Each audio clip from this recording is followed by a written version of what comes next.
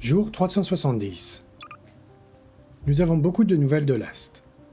Les Russes poussent avec la plus grande intensité, malgré les mauvaises conditions météorologiques.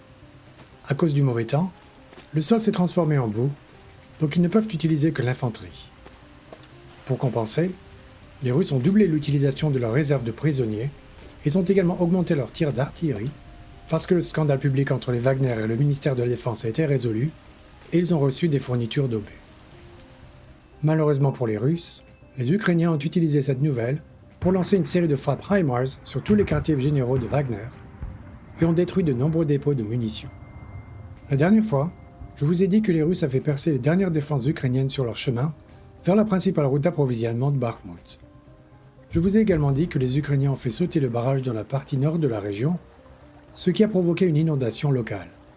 Les rapports les plus récents indiquent que le niveau de l'eau est resté élevé pendant 2 jours et a réussi à empêcher les Russes d'attaquer immédiatement les prochaines positions sur la ligne, donnant aux Ukrainiens le temps nécessaire pour se regrouper. Aujourd'hui, un commandant ukrainien a publié une vidéo dans laquelle il décrit les derniers développements autour de Bakhmut. Il a déclaré que la partie la plus difficile de la ligne de front reste encore le flanc nord. Il a ajouté que les forces Wagner continuaient à exploiter leurs formations de prisonniers et les envoyaient continuellement à l'assaut des positions ukrainiennes sur toute la ligne de front. La situation était décrite comme extrêmement difficile et le principal facteur de difficulté était que les Wagner ne se souciaient pas des pertes en unités prisonnières et visaient simplement à submerger les Ukrainiens par le nombre.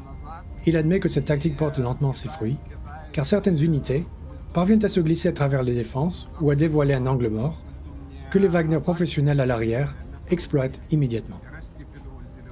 C'est ainsi que les Russes ont réussi à avancer plus près de Bonanivka. Néanmoins, les sources russes rapportent que l'avancée dans cette direction est compliquée, car les Ukrainiens engagent massivement des mortiers. C'est exactement ce qui manquait aux Ukrainiens à Soledar.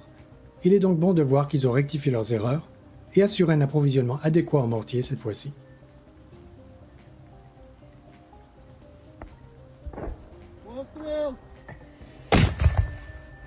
Les Russes connaissent les plus grandes difficultés avec l'expansion vers l'ouest. De nombreuses sources font état d'une série de contre-attaques ukrainiennes dans cette région. Il est également suggéré que les Russes s'efforcent d'étendre leur contrôle sur la région d'Orikovo-Vasilivka. Il semble que les efforts des deux parties se soient traduits par une série de collisions frontales qui n'ont entraîné aucun changement sur la ligne de front. Les Ukrainiens ont également mené une contre-attaque dans la partie sud de Bakhmut, cette fois-ci non pas dans la forêt près de Chassiv Yar, mais dans celle située au sud de Bakhmut. Des sources russes ont confirmé qu'il y a eu une tentative de déplacement vers Klishivka. L'objectif principal était de repousser les Russes de la petite zone résidentielle et de les maintenir purement dans la forêt, et il semble que cette contre-attaque ait réussi. Comme vous avez pu le remarquer, tous les affrontements violents ont eu lieu en dehors de la ville. Cela implique directement que les Ukrainiens ont presque toutes leurs forces en dehors du chaudron. En fait, les estimations des analystes russes affiliés à l'armée ont été grandement corrigées, et maintenant, les Russes disent qu'il reste environ 3000 Ukrainiens à l'intérieur de la ville, et que le mieux qu'ils puissent espérer est de capturer 500 soldats. C'est une diminution de 40 fois par rapport à l'estimation précédente de 20 000.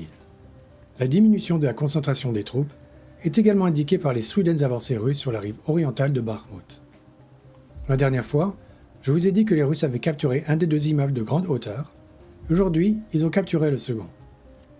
Leur contrôle autour de l'usine de transformation de la viande s'est également accru, donc, avec un peu de chance, dans les premiers jours, les Ukrainiens quitteront complètement ce côté de la rivière.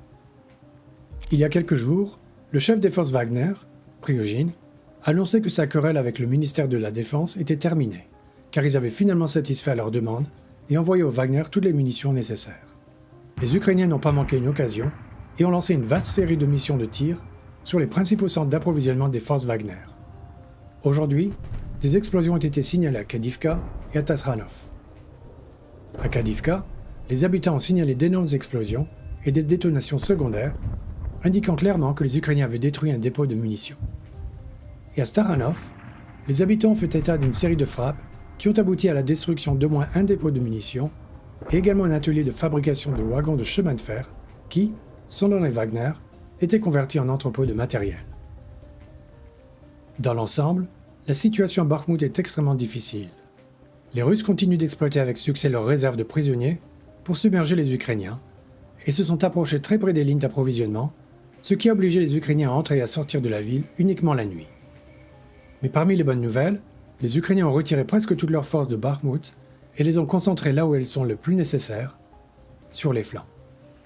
Les pluies compliquent les avancées russes à travers les champs et les obligent à utiliser de l'infanterie pure. Les Ukrainiens ont réussi à détruire plusieurs dépôts de munitions dans les villes qui sont considérées comme des quartiers généraux de Wagner, ce qui devrait également diminuer la fréquence de leur utilisation de soutien d'artillerie. Cette vidéo est affiliée avec Reporting from Ukraine. Si vous en avez apprécié le contenu et souhaitez m'aider à continuer de couvrir ce conflit, vous pouvez liker et vous abonner. Désormais, vous pouvez également rejoindre cette chaîne pour des avantages exclusifs. À bientôt.